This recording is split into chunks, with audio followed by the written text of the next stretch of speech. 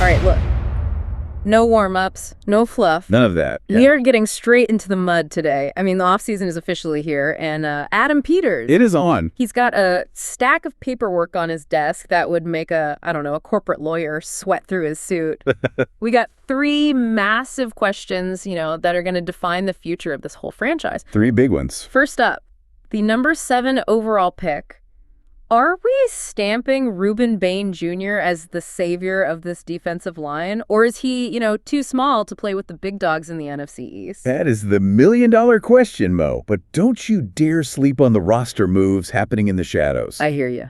We got to talk about Zach Ertz. That post on X, to me, that didn't look like a highlight reel. Nah. That looked like a goodbye letter. The business side of football is undefeated, and I think it just came for a legend. Man, say it ain't so. But hold up, the real spice, the joint that has my group chat on fire, is out in San Francisco. Oh, boy. Brandon Aiyuk. Jayden Daniels' old running mate from Arizona State is officially on the outs with the Niners. The talent is elite. You got to stamp that. Stamp it. But the drama, kill. I just don't know if we need that kind of headache in the locker room right now. It's risk versus reward, plain and simple. Dan Quinn and Peters, they're trying to build a culture here. This offseason, I'm telling you, it defines the next 5 years. Yeah. We got to get this right. 100%. So buckle up, tighten up, because we are diving deep today. HTTC. HTTC. Let's get to work. Okay, let's unpack this first topic, because this is the joint everyone in the barbershop, the tailgate, the office, they're all arguing about it. It's all anyone's talk about. The draft. We're sitting there at number 7. And before we even look at a single prospect, we have to look at the crime scene that was the 2025 season. Sorry, don't remind me. If you watched even a single snap of Commanders football last year, you know exactly what the problem was. It was a disaster, Mo. Yeah. A complete and total disaster. We have to keep it. The defensive line didn't just struggle. It evaporated. It vanished. And what's crazy is that it wasn't even really a talent issue at the start. It was the injury bug. It was like the football gods looked at our D-line and just said, not this year. It felt like a curse. I'm not even kidding. Week 2, we lose Dietrich Wise Jr. Gone. That's your veteran anchor, your reliable hands, gone immediately. And that's a huge loss. You lose that veteran presence, in the meeting room and on the field, and suddenly the whole rotation is out of whack. Everybody's playing out of position. Then literally 2 weeks later, Javonte Jean-Baptiste goes down. There goes your rotational burst, your change of pace guy, just gone. And the one that really hurt my soul, Mo, the one that had me just staring at the TV in silence, was Dorrance Armstrong Jr. Ugh, that one still hurts. He was having that breakout season we all knew was coming. It's mid-October. He's flying around, looked like the best player on the field, and boom, injury. Season over. That one stung the most. You could feel the air come out of the stadium when that happened. It completely changed the geometry of the defense. It really did. And look at what we were left with. Yeah. I mean, no disrespect to the OGs, because they've had Hall of Fame caliber careers. Absolutely not. But we were rolling out Von Miller and Preston Smith. Man, legends of the game. First ballot guys in their prime. But let's be real about 2025. They're in their mid-30s. The burst just isn't there anymore. Physics is undefeated, man. It's just not. You can't ask guys at that stage of their career to be your primary edge threats on every single down. I was watching the tape against the Eagles late in the season, and it was painful to watch. It was tough. The offensive tackles were just widening them out. Vaughn used to be able to dip that shoulder and turn the corner at like 45 degrees. Right. Now he's having to take the long way around. By the time he even gets close to the QB spot, the ball is long gone. And then you had Jacob Martin, who plays hard. I'll give him that. He's got a motor. He does play hard. But he's an undersized hybrid. He's not a cornerstone you build a defense around. He's a situational piece who was forced into a starting role. Yeah. And that's a recipe for losing. Exactly. So the thesis for this draft is simple. Adam Peters needs an edge rusher, and he needs one yesterday. Desperately. We cannot go into 2026 hoping for old legs to get young again. And that brings me to the man of the hour. The Miami Hurricane. Ruben Bain Jr. I know you've been watching the tape. I can hear it in your voice.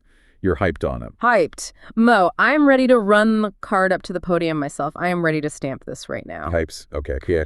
This kid is the ceiling of the entire draft class. I don't care who else is on the board. This is the game changer we need. Okay. Slow your roll a little bit. Sell me on him. Because I see the stats, and the stats are loud. I get it. But I have some concerns. I really do. Look, just look at the physicality first. 6'3", 275. But it's not just the size, it's the kinetic energy. I was watching his tape from Miami, specifically the game against Florida State, and I swear it looks like someone has the remote control and is holding down the fast forward button every time the ball is snapped. He does have a quick get off. I'll absolutely give him that. Quick. It's explosive. It's violent. The offensive tackles look like they're moving in slow motion, like they're moving underwater. Yep. He's in the backfield before they can even get out of their kick step. And the production backs it up. We're talking about a guy who played 37 games over 3 years at the U, 113 tackles, 31 tackles for loss, and the big number, 19 and a half sacks. The production is there. Yep. Nearly 20 sacks in college is serious business. You can't fake that. That's not an accident. And he was an All-American in 2025 for a reason. There was nobody, and I mean nobody, in college football getting to the quarterback faster than Bain. He has this ability to just erase the pocket. Right. And the versatility. That's what Dan Quinn loves, right? We know Quinn loves his lion packages and moving guys around. Quinn does love a chess piece. He absolutely hates static fronts. Bain is a defensive coordinator's dream, man. You can stand him up like a linebacker and have him rush from a 2-point stance. Yep. You can put his hand in the dirt in a 3-point stance on the edge. You can even tell him to eat a few extra cheeseburgers, put on 10 pounds, and slide him inside to rush the guard on 3rd down. That is true. He moves around the formation well. I've seen him do it.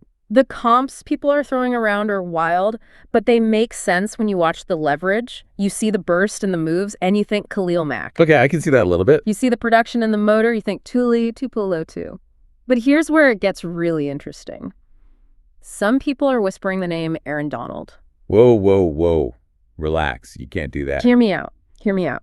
Not because he is Donald, nobody is Donald, but because of the leverage. He plays with this low center of gravity that makes him impossible to move. He gets under the pads of the tackle and just walks them back into the quarterback's lap. All right. I hear you. The tape is fun. He makes plays.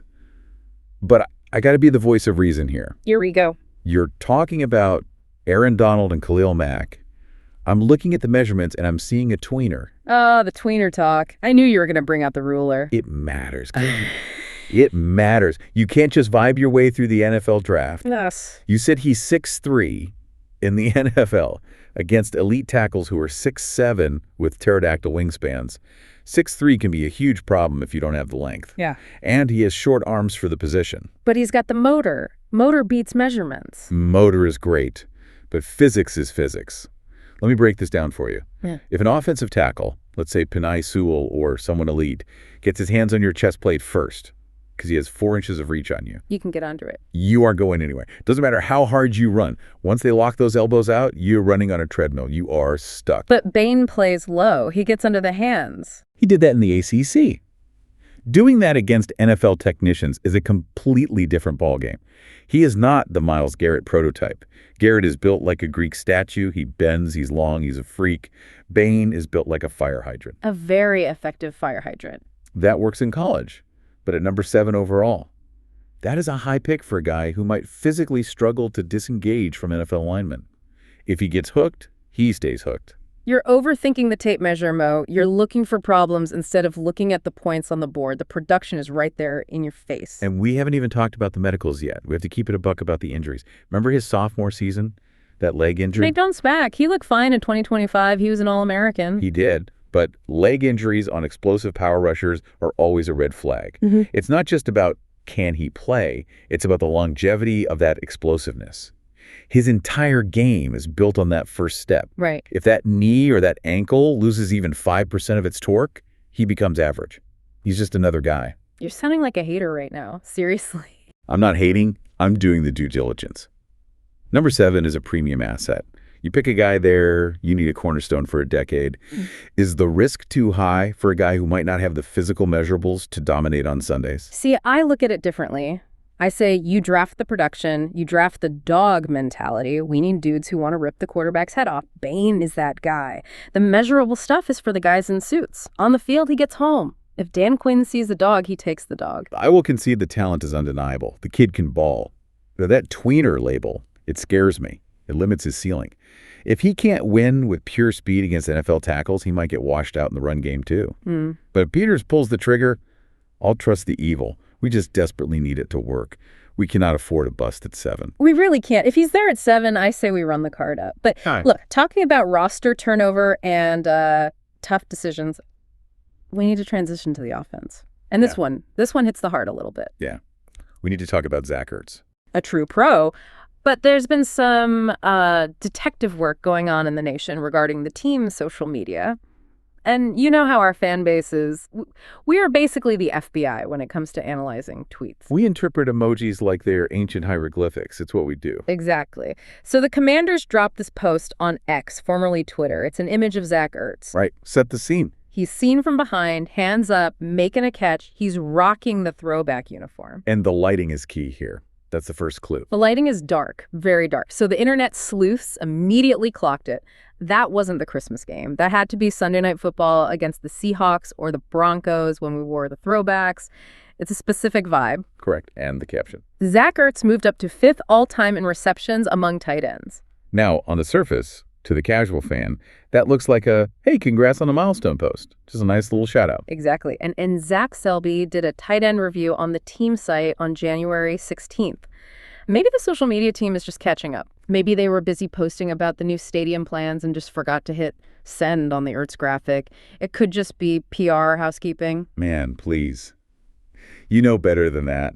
You are luncheon if you think that's just a random Tuesday post. Laughus. I'm trying to be optimistic. I don't want to see him go. In this league, nothing is accidental, especially in the offseason. That felt like a soft launch for a goodbye.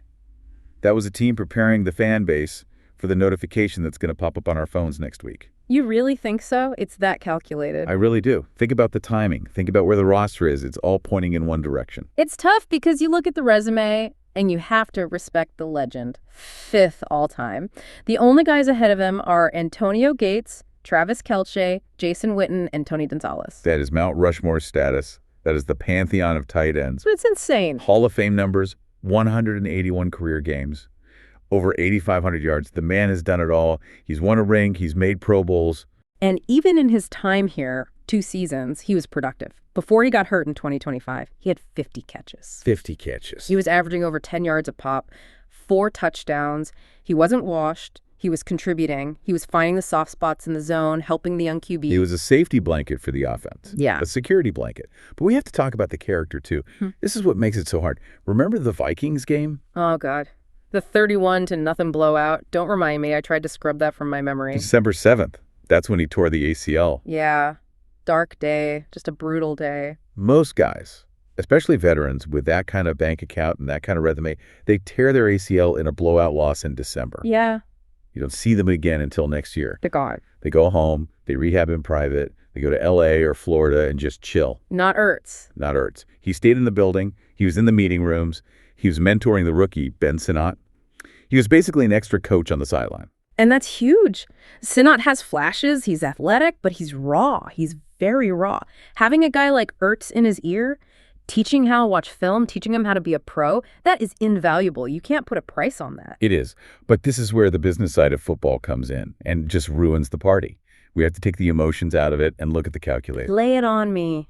Give me the bad news. Zach Ertz turns 36 in November. Oof. That number hurts to hear. He is currently rehabbing a torn ACL. Yeah. A 36-year-old tight end coming off major knee surgery. That is a brutal, brutal combination. The recovery timeline for an ACL isn't what it used to be, sure, but at 36, your body doesn't heal like it does at 24. It's the reality check we don't want, but we absolutely need. You have to ask yourself, can you commit a roster spot in cap space to a guy who might not be ready for week 1 and who is at the very, very end of his athletic lifespan? Right. We have 53 seats on the bus, Mo. Every single seat matters. And we need to get younger. That's the mandate from Peters from day 1. Exactly. Yeah. Ben Sinnott needs the reps. He needs to be the guy. If you bring Ertz back, even out of respect, you are taking snaps away from the future of the position. That's a good point. We need a functional veteran who can block and run post-surgery, not a rehabbing legend who is mostly there for vibes. It hurts to say it, because I love what Ertz brought to the locker room. But if I'm betting money, that X-Post was a thank you, not a welcome back. I think you're right. Stamp that. It's a changing of the guard at tight end. It's Sinnott's room now. But hey, speaking of changing guards and potential reunions, We have to talk about the wild card, the one that has everyone arguing. Oh, boy. Here we go. The headache. The drama in the Bay. Brandon Aiyuk. This is a mess, Mo. This is a messy, messy situation. It's a beautiful mess if you're looking for talent. So let's set the table. The news drop. 49ers GM John Lynch basically came out and said it is very likely Aiyuk won't return to San Francisco. Which is GM speak for, get this guy out of my building immediately. Well, F's, pretty much. And the contract situation is ugly. He signed that massive 4-year, $120 million extension back in August 2024. Huge money. Top of the market money. And then the disaster strikes. Tears his ACL and MCL 2 months later. Brutal injury. Worse than just the ACL. That MCL really complicates things. And now, the Niners have voided over $25 million in guarantees. A trade is off the table because nobody is taking that contract as is. He is likely getting released. He's going to be a free agent. He's hitting the street. And I know exactly where your head is at. You see the name, you see the talent, and you start drooling. How can you not? Look, I'm the talent scout here. I'm looking at the connection. Who was throwing him the rock at Arizona State? Jayden Daniels. That's right. Our QB1, they have history, they have chemistry, they speak the same language on the field. Aiyuk was even teasing a reunion on social media a while back. He wants to play with Jayden. Sure, everybody wants to play with the franchise QB. That's not special. But we need this, man. Look at our receiver room. We have Terry, who is a god, obviously. But after that, It's thin. It gets real thin. We desperately need a true outside receiver. We need a guy who can win one-on-one on the perimeter, and we need a real slot threat. Aiyuk can do both. He's versatile. When he's healthy. And when he's happy. That's the key. Before the injury, he was elite, top tier. The speed, the route running, the hands. He is a technician. He separates. If you can get a guy like that on a discount because of the injury, a prove-it deal, you have to take that swing. You put him next to Terry. Come on, Mo. That offense becomes lethal. You can't double Terry anymore if Aiyuk is on the other side. I hear you. On paper, it looks like a video game. It looks like Madden. But we don't play on paper. We play in a locker room with 53 grown men. And I have to be the culture keeper here. Don't tell me you're worried about the vibes. We need touchdowns, not vibes. I'm worried about the facts. Did you read the report about him ghosting the team? I mean, relationships go bad. Breakups are messy. It happens. No. He ghosted Kyle Shanahan, the head coach, one of the best offensive minds in football. I know who he is. Shanahan was trying to reach him, checking in on the rehab, trying to mend fences, trying to figure out the path forward, and Aiyuk just stopped responding. He went totally silent. Okay, that's not great. I'll admit that. Great. He's lunching. You can't do that. Dan Quinn is trying to build a specific culture here. Brotherhood, command, all that stuff. It's about accountability. You cannot bring in a guy who shuts down and ignores the head coach when things get rocky. Maybe he just needed space. Negotiations get emotional. You know that. You serious? This is a job. You're paying a guy millions and millions of dollars. You answer the phone. Good size. My worry is this. We sign him. Maybe we give him 15 or 20 million on an incentive-heavy deal. Yeah. What happens if he doesn't get the targets he wants? What happens if Jayden throws to Terry 3 times in a row? He better be open. What happens if the offense stalls 1 week? Does he check out? Does he ghost Dan Quinn? That's the nightmare scenario. It is. You bring that energy into a young locker room with a young quarterback. That is a virus. I don't care how good his route running is. If you can't trust him to be a professional, you can't sign him. Jayden Daniels is the franchise. You cannot surround him with guys who are going to pout if they don't get the ball. So you're out completely. Even with the Jayden connection, even knowing what they did at ASU, you're just, no. I'm wary. I think the risk is massive, and there are safer options out there. Like who? Who gets you excited if not Aiyuk? Who are we getting that's better? Look at guys like Romeo Doubs. Look at Alec Pierce. Rome's boring. Come on, man. Are they flashy superstars? No. Are they going to sell jerseys? Maybe not. But they are younger, they are cheaper, and they have zero drama. They show up, they run their routes, they block in the run game, which Aiyuk does too, when he wants to, and they go home. But they don't tilt the field like Aiyuk. Doubs isn't commanding a double team. Pierce isn't winning you a game by himself. They also don't destroy your salary cap and your locker room chemistry. Or, here's a thought. Trust Adam Peters. He found us talent in the draft before. Why overpay for damaged goods with attitude problems when you can draft a hungry kid in the 2nd or 3rd round who wants to be here? Why inherit someone else's headache? Man, you're killing my vibe with all this logic. But I feel you. I really do. It's the classic talent versus culture debate. Do you bet on the talent winning out? Do you bet on Jayden fixing him? Or do you protect the culture at all costs? That's the job of the GM. Yeah. That's why Peters gets the big bucks. And I don't envy him on this one. Because if Aiyuk goes somewhere else and balls out, everyone will scream. But if he comes here and destroys the locker room, everyone gets fired. It's a tough call. High-stakes poker, for sure. All right, let's wrap this up because my brain is spinning with all these scenarios. Let's bring it home. So, to summarize the madness of this offseason so far, we've got the draft. Ruben Bain Jr. at number 7. I say he's the next Khalil Mack, the explosive leverage monster. And I say he's a risky tweener with short arms who might get swallowed up. High risk, high reward. But if he hits, if that evaluation is right, he changes the defense overnight. Then we've got Zach Ertz, likely gone, a legend leaving the building, signaling a new era for the tight end room. Benson, it's your time, baby. Bittersweet, but necessary. We have to get younger and healthier. It's the circle of life in the NFL. And finally, the ultimate temptation, Brandon Aiyuk. The talent is undeniable, the connection with Daniels is real, but the baggage is heavy. Is he a WR1 or a locker room cancer? Talent versus trust. It's going to be the storyline of free agency for us. Can Dan Quinn fix him? Is it worth the risk? So, Nation, we need to hear from you. We need you to weigh in. What are we doing? Are we stamping Ruben Bain Jr. at 7? Are we pouring one out for Zach Ertz? And the big one, do we want the smoke with Brandon Aiyuk? Is he worth the headache for the touchdowns? Hit us up. We want to know what you think. And remember, the offseason is where championships are built. Stay locked in. You already know what it is. HTTC. HTTC.